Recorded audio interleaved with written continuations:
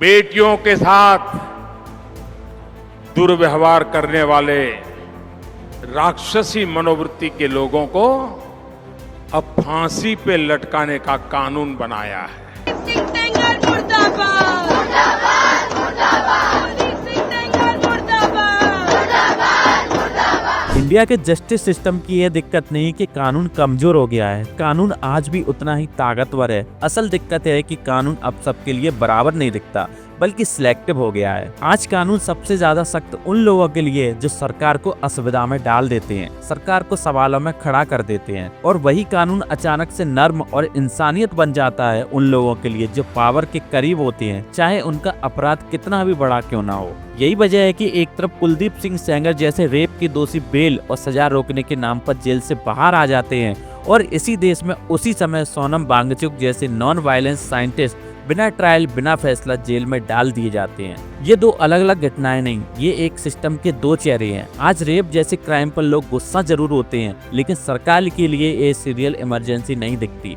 लेकिन जब बात प्रोटेस्ट, विरोध और सवाल पूछने की आती है तो अचानक सब कुछ नेशनल सिक्योरिटी बन जाता है। यहीं से बड़े सवाल शुरू होते हैं। अगर कानून सबके लिए बराबर है तो बिना हिंसा वाले प्रोटेस्ट करने वाला साइंटिस्ट जेल में कैसे, और रेप के दोषी इतनी आसानी से बेल और राहत से कैसे बच पाते हैं? क्या सच में आज प्रोटेस्ट सरकार के लिए क्राइम से ज्यादा खतरनाक हो चुका है? क्या सच में बीजेपी सरकार के दौर में कानून न्याय का सिस्टम नहीं बल्कि पावर मैनेजमेंट का टूल बन चुका है? अब ये बातें सिर्फ आरोप से नहीं, ये बातें पैटर्न से साबित होती हैं। 2020 से 2025 तक ट्रेंड एक ही चीज का दिखता है। इंडिया की सबसे बड़ी समस्या क्राइम नहीं, सरकार के लिए सबसे बड़ी समस्या क्रिटिसिज्म है, और इसी वजह से सबसे सख्त कानून उन लोगों पर लगाए गए जो सरकार को चुनौती देते हैं। चाहे वो स्टैन स्वामी हो जो यूएपीए के अंडर ट्रायल होते हुए भी जेल में मारा गया, चाहे वो एंटी सीए प्रोटेस्टर हों जिन पर टेरर लॉस लगाकर सालों तक बेल रोकी गई, चाहे कश्मीर के जर्नलिस्ट हों जिन्हें रिपोर्टिंग के लिए पीएसए और यूएपीए के अंडर उठाया गया,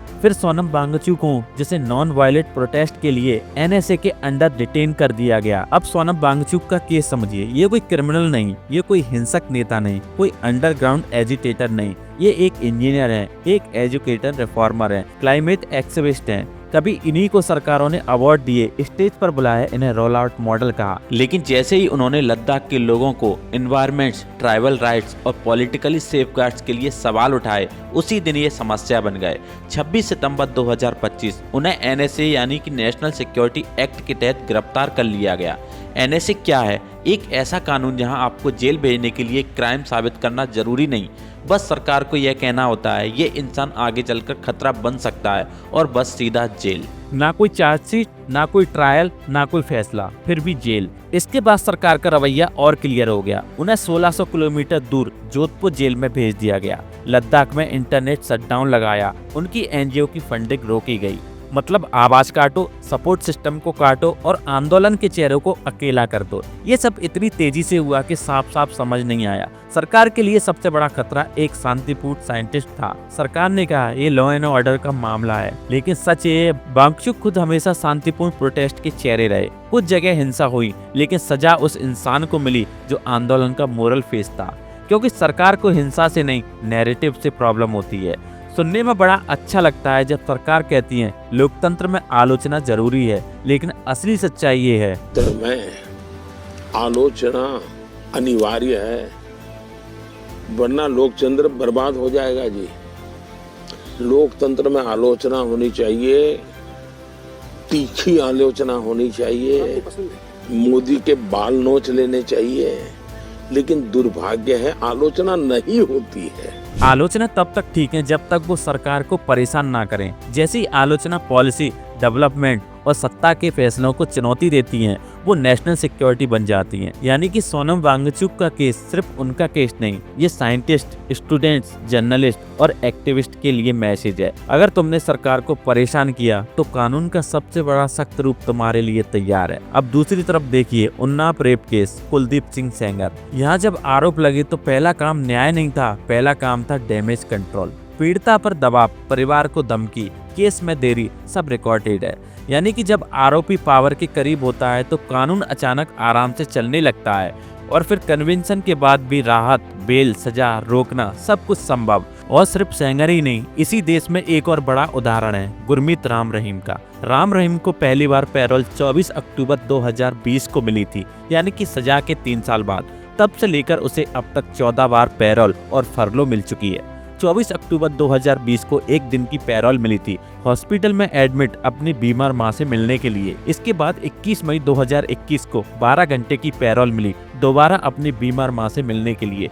फिर 7 फरवरी 2022 को 21 दिन की फरलो मिली थी परिवार से मिलने के लिए, और इसी वक्त पंजाब में विधानसभा चुनाव भी थे। फिर 17 जून 2022 को 30 दिन की पैरोल मिली थी। इस दौरान वह उत्तर प्रदेश के बागपत स्थित अपने बरनावा आश्रम में रहा, और इसी दौरान हरियाणा में नगर निकाय चुनाव भी थे।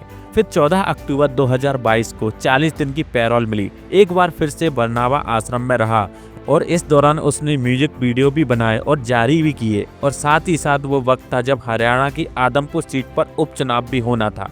फिर आती है तारीख 21 जनवरी 2023 की, 40 दिन की पैरोल मिली। डेरा के पूर्व प्रमुख शाह सतनाम सिंह की जयंती के समारोह में शामिल होने के लिए बाहर आया था। राम रहीम फिर से 20 जुलाई 2023 को 30 दिन की पैरोल मिली। यह वो दौर था जब हरियाणा में पंचायत चुनाव हो रहे थे। फिर 20 नवंबर 2023 21 दिन की फरलो मिली। इस वक्त राजस्थान में विधानसभा चुनाव होने थे। फिर 19 जनवरी 2024 को 50 दिन की पैरोल मिली। फिर 2 अक्टूबर 2024 को 20 दिन की पैरोल मिली। यह हरियाणा विधानसभा चुनाव से ठीक पहले का वक्त था। फिर 13 अगस्त 2024 को 21 दिन की फरलो मिलती है। 28 जनवरी 2025 को 20 दिन की पैरोल मिलती है। 9 अप्रैल 2025 को 21 दिन की फरलो मिली। इस बार उसे सिरसा डेरा में रहने की इजाजत भी मिली थी। और फिर 5 अगस्त 2025 को 40 दिन की पैरोल मिली अपने जन्मदिन के मौके पर। एक तरफ देश में लाखों कैदी छोटी मोटी जमानतों के लिए बरसों तक जेल में सड़ते रहते हैं, वहीं दूसरी ओर एक बलात्कार और हत्या का दोषी बार बार जेल से बाहर आकर सत्संग कर रहा है। लेकिन जब बात एक्टिविस्ट, छात्र, पत्रकार या साइंटिस्ट की आती है तो वही कानून सबसे क्रूर, सबसे सख्त हो जाता है। यही सबसे बड़ा खतरा है, क्योंकि जब पावर के करीब बैठे क्रिमिनल्स को बार बार राहत मिलती है और पावर को चुनौती देने वाले को जेल मिलती है, तो फिर कानून न्यूट्रल नहीं रहता, कानून टूल बन जाता है। और सच कहूँ सबसे खतरनाक चीज ये है कि कुछ लोग जेल में हैं और कुछ लोग बाहर, कि ये सब हमें नॉर्मल लगने लगा है। लेकिन जब एक साइंटिस्ट शक पर जेल में हो और कन्विक्टेड रेपिस्ट बेल पर घूम रहे हो, तो फिर डर कानून से नहीं, अन्याय से होने लगता है। ये वीडियो किसी को विलेन बनाने के लिए नहीं, ये वीडियो को सवाल पूछने के लिए है। क्या हम सच में ऐसे सिस्टम के साथ कंफर्टेबल हो रहे हैं जहाँ कानून बराबर नहीं है, बल्कि किसके काम आता है, किसके हिसाब से चलता है? क्योंकि अगर आज सवाल पूछने वालों के लिए जेल नॉर्मल हो गई है, तो कल चुप रहने वालों के लिए भी न्याय गारंटी नहीं रहेगा। इसलिए सवाल पूछते रहिए, क्योंकि लोकतंत्र चुनावों से नहीं चलता, लोकतंत्र सवालों से जिंदा रहता है।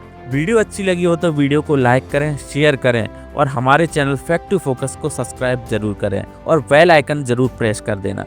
मिलते हैं आपसे अगली वीडियो में, तब तक के लिए जय हिंद।